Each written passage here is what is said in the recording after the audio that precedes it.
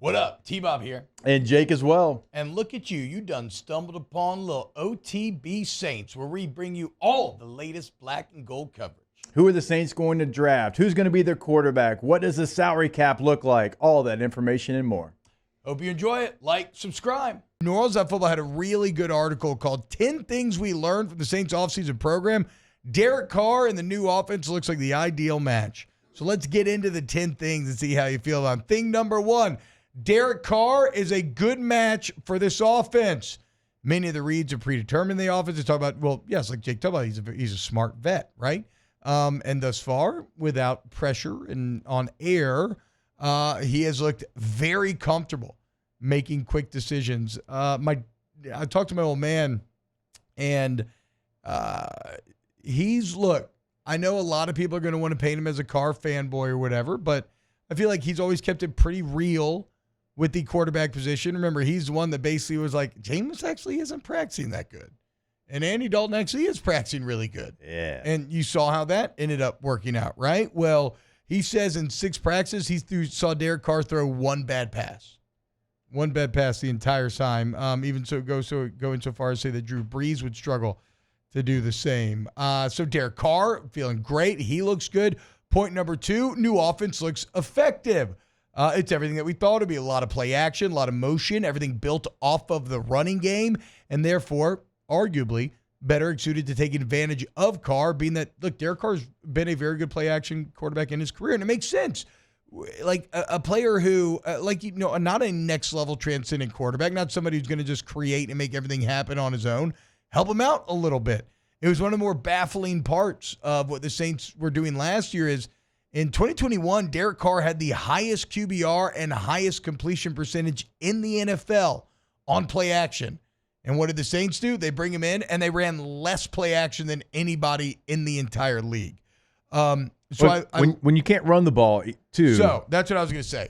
I love all of this, but then it immediately does become, Jake, they have to be able to run the ball. Without question, it has to be the thing that they improve the most on. And Yeah. This offense has a lot of room in a lot of different areas to improve on, but they have to be able to run the football because of everything that you just laid out. Like this San Francisco 49ers offense that they're bringing to New Orleans, like you watch them, and yeah, they've got receivers, they've got tight ends, they've got a lot of good things going their way that are on the outside, on the edges, but it all starts with C-Mac running the football. Yeah. It sets up everything, all the motions, all the shifts, all the play action, all the things they do. Well, it's because teams are terrified that if they hand the ball off to Christian McCaffrey, he's going to make them pay. They have to get that with the Saints running game. Now, Alvin Kamara, we talked about it yesterday. We don't know where that lies, but regardless of who the running back is, if you don't get that done, then you're not going to see this offense in full effect. So again, everything with this offense, like, yes, if you want all of these concepts to work, you have to be able to run the ball. And really that is going to be the base of this team, which again is a good thing for somebody like Trevor Penning. We'll get to him in a little bit on this list. Number 3 on New Orleans Football's 10 observations, the wide receiver picture is still shaping up. Chris Olave looks great. Of course, Chris Olave. Rashid Shaheed, still a deep threat. But behind him, somebody's going to have to step up. A.T. Perry's kind of taking he's kind of first in line, but reportedly Cedric Wilson and Equanimeous St. Brown are kind of right there on his back. Again, I don't know who wins that battle, but in terms of replacing Mike Thomas, who when he played was still effective for your average NFL wide receiver, maybe not just given what we see Mike Thomas do in the past, one of those guys needs to emerge.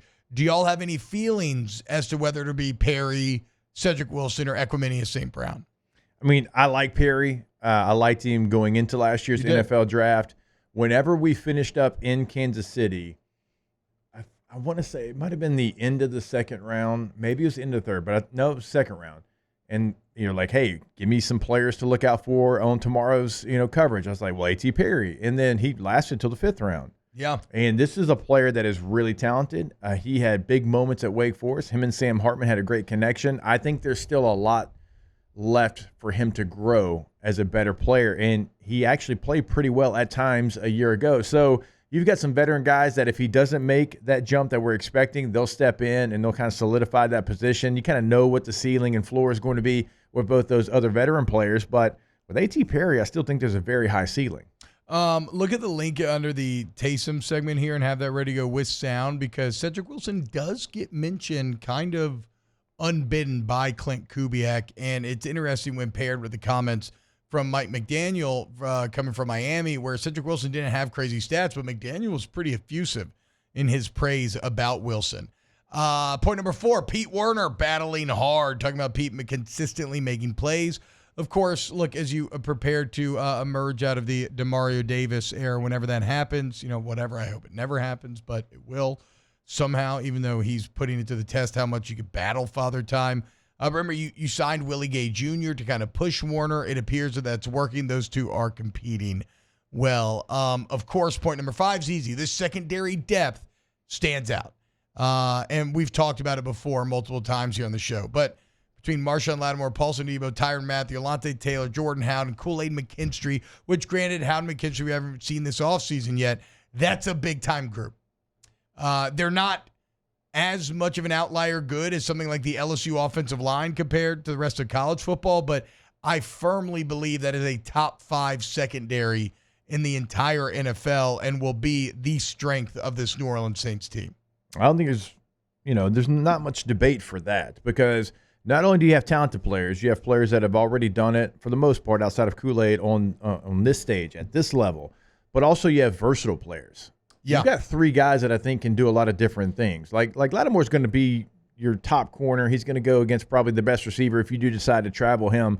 But you've got 3 players. Certainly Alontae Taylor and Kool-Aid McKinstry. They are guys that can move around a little bit, inside, outside, and Kool-Aid can even give you some safety help if you decide to take Jordan off the field and maybe some of those sub downs and keep Tyrann as the only true safety on the field. So you got the ability to really move some different guys around, create some different matchups. Kool-Aid's a big body too, so if you wanted to decide to put him at the tight end spot, because you've got some really good ones in your division, some with talent, like we need to see Kyle Pitts maybe go up a level. He's a very talented player. So that defensive backfield has talent. They've got some more experience. They got some versatility. It's a top unit in the league for sure. It's in that conversation. Number 6, maybe my favorite of the 10, which is it's Taysom's time. We mentioned the creativity of course, San Francisco and just using the weapons that they have in interesting ways. Clint Kubiak's now been handed maybe the most unique weapon in the NFL, and the staff has been using them all over the place. Nick going so far as to write, quote, Taysom will get the ball in ways we've never seen before. And this kind of reminds me when we were reading about that 2-minute drill that we made way too much out of the other day, where I put my nuts on the line for Derek Carr. Yes, but the interesting detail in there was that Hill had, 6 catches on that drive, 4 or 5? So it sounds like they really want to feature Taysom Hill. Here is what Clint Kubiak had to say about the Swiss Army man. He's obviously a highly intelligent player that's been coached extremely well, so there's a lot of carryover in his knowledge. And then his effort and his attention to detail was excellent this whole offseason. So, I appreciate the work that he put into it, and I appreciate, our coaching staff's creativity and trying to get him at a lot of spots. But, he's no different than there's our receivers that have played 3 different positions. So, so there's guys like Cedric Wilson. That's a really, really intelligent guy that's played a lot of spots too. Maybe doesn't get as much of the credit, but I would compliment him as well, as well as our offensive linemen that are playing center and guard. So, but yeah, Taysom's done a great job this offseason. If we want to read too much into things, it's really good for Cedric Wilson, I'd say. Also, maybe not the best for the tackles, but feels good for Saldiveri, McCoy, and Ruiz that maybe they've taken well to this offense. Speaking of the O-line, point 8, O-line, or excuse me, this is point 7. O-line's still a little murky. Fuanga looks like he'll be solid. Saldiveri's trending towards solidity. Here's what they wrote about Trevor Penning. Quote, there were good moments, especially in the running game, which again, this is my note, could be huge, since that's what you need more than anything to set up this offense. But there were some bad moments too.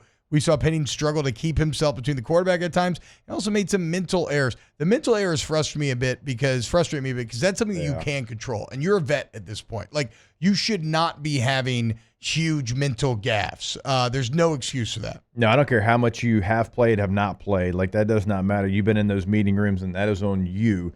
And also, everyone's learning a new offense. So you've learned this at the same time as everybody else. So if they point that out, that means you're not carrying your weight as far as the mental reps to come into practice ready to go, because if you're ready to go, then you go full speed at all times. And if you don't, then you're half step, and then it makes you a worse player. Like, if you're confident in what you are, supposed to do out there, and your alignment, your assignment, all that, you can play so fast.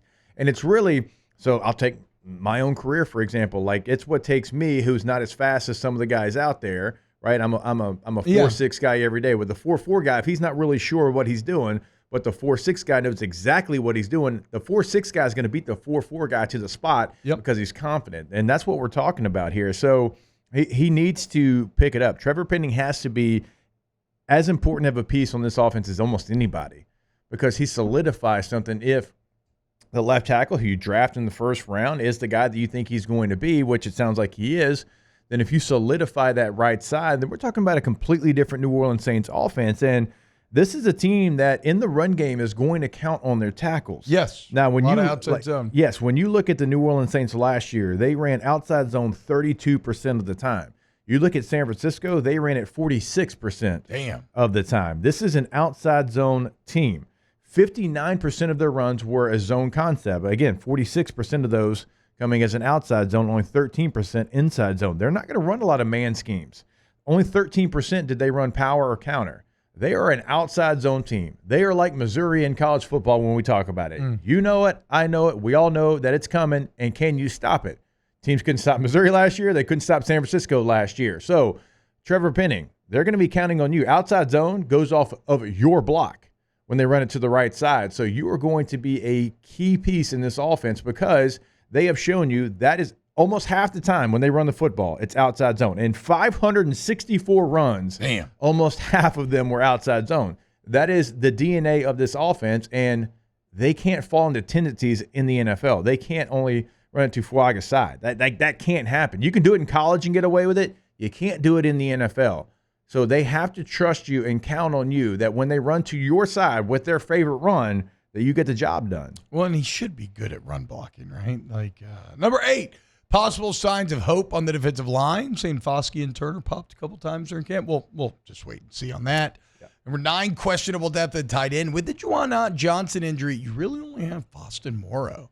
And then Dallin Holker, Michael Jacobson, who? Yeah, that's kind of the point. Holker, it's been a nice little surprise. He was a player out of Colorado State, had a really good college career. They feel like they might have gotten something. Well, you're going to need it. Undrafted free agent guy. You're going to need it because, again, it's just Juwan and Foster Moreau at this point. And I guess Taysom Hill in whatever position he kind of occupies in that regard. You got 2 fullbacks as well, maybe, and maybe that's just me saying this. Maybe one of those guys can help you out there while you wait on Juwan to get healthy. And then finally, the backup quarterback battle is really coming to focus. Nathan Peterman's out. It's going to be Haener or it's going to be Rattler. Apparently, Haener's had a solid spring, taking advantage of that year of experience that he has over Rattler. And I love this because it pushes Rattler really hard to try to hyper-accelerate his growth and supplant him. You probably carry all 3 in some form or fashion, but right now Haener kind of looking like, it's between those 2. But Haener with the early lead entering training camp. The only thing I can think of before I get to the quarterback, like Nathan Peterman, and I've been in this situation. You're a veteran player. You sign with a place. You go there all offseason long. A lot of times you'll move your family there and you set up shop and you get everything ready to go. And then you go through training camp, which is the worst part of the entire process. And then you get released. And that entire time, you know what you don't make? Money. Because you're not getting a guaranteed contract if you're Nathan Peterman, right? So you get $500, a couple of times for working out. That's about it. And that is just the life of a veteran player who is on the last leg going from year-to-year contracts. That's why, my last time, it's like, nah, family, y'all can stay in Shreveport. I'll be back I'll be back in a little bit. If I'm Peterman, maybe go try out the UFL, dude. See what's going on there. You get paid.